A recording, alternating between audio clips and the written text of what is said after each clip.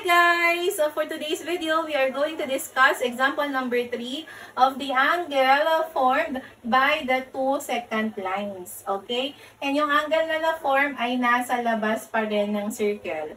Since nasa labas ng circle yan, we have the formula, angle is equal to 1/2 times the bigger intercepted arc minus the smaller intercepted arc. Okay? So we have to find for the value of x, which is the measure of our arc DC. Yung smaller arc natin. So how are we going to solve for that? So to solve for x, let's make our working equation. So since we have the angle, anong name ng angle natin? Angle AEB. So the measure of angle AEB is equal to 1/2 times the difference of the bigger intercepted arc minus the smaller intercepted arc. Ano yung pangalan ng bigger intercepted arc natin? We have the measure of arc AB minus the measure of the smaller, which is arc CD. Okay? Then, let's substitute. What is the measure of our angle AEB? Ilan siya? Nandito siya, di ba? We have 50 degrees. Okay, equal siya kay 1/2 times, ano yung measure ng ating arc AB or yung bigger arc, that is 180, minus, ano yung measure ng ating smaller intercepted arc, arc CD.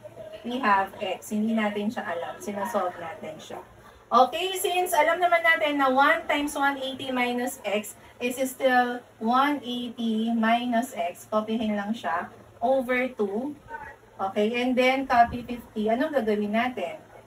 Okay, so we have 50 over 1 yan kasi ang denominator ng whole number ay 1, and then we cross multiply.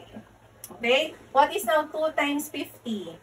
Okay, that's right. That is 100. Is equal to 1 times 180 minus x is still 180 minus x. Okay? So, anong gagawin natin? Kailangan ma-solve natin or ma-isolate natin si x. So, ililipat natin si 180 sa kabila. From positive, magiging negative na siya. Kaya ang mangyayari, tingnan maigi to, we have 100 minus 180. Equals to, hindi lang si x ang naiwan ha, may negative pa siya. So, you have negative x. Okay? Now, what is 100 minus 180? Okay, that's correct. We have negative 80 is equal to negative x. Okay, kung mapapansin niyo, may sign pa yung x natin. Eh, dapat x lang siya. Okay? Now, para matanggal natin yung negative sign dyan, we have to divide both sides by negative 1. Okay? So, negative 1, di ba may indivisible yan dyan? Hindi natin sinusulat. So, negative 1 divided by negative 1 is positive 1 na siya. Kaya, ang matitira na lang dyan ay x. Okay? Now, negative 80 divided by negative 1, pag nagdi-divide tayo ng pareho ang signs, we are having correct, positive. Negative divided by negative is positive. So, we have positive 80. So, the measure of our arc CD is 80. So, this one is 80 degrees. Okay? O, madali ba?